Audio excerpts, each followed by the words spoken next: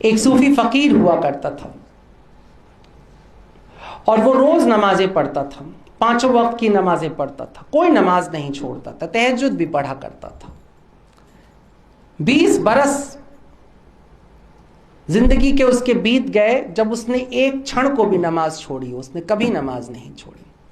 21वां बरस शुरू हुआ और वो मस्जिद में पहुंचा और नमाज पढ़ने के लिए झुका।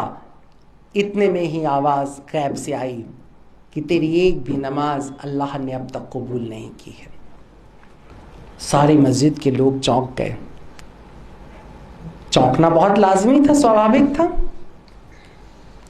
20 बरस से जिसने एक नमाज न छोड़ी, अगर उसकी कबूल ना हुई तो जो छोड़ पकड़ कर रहे उनका क्या हाल होगा। सभी घबरा गए और उदास भी हो गए, कहीं तो रो भी पड़े कि क्या अल्लाह, ये सिला 20 बरस इसने रोज नमाजें पढ़ी और इसका सिला ये कि एक कबूल ना हुई।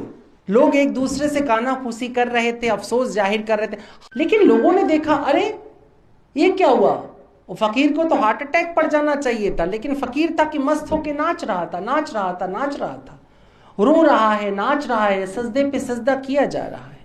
तो जब वो थोड़ा सा शांत जब हो रहा था तो लोगों ने कहा कि भाई इतनी बुरी सूचना तुम्हें मिली है, या तो तुम पागल हो गए, संतुलन तुम्हारा बिगड़ गया, एक नमाज तुम्हारी कबूल नहीं की गई और फिर भी तुम इतने मस्त, इतने खुश क्यों हो।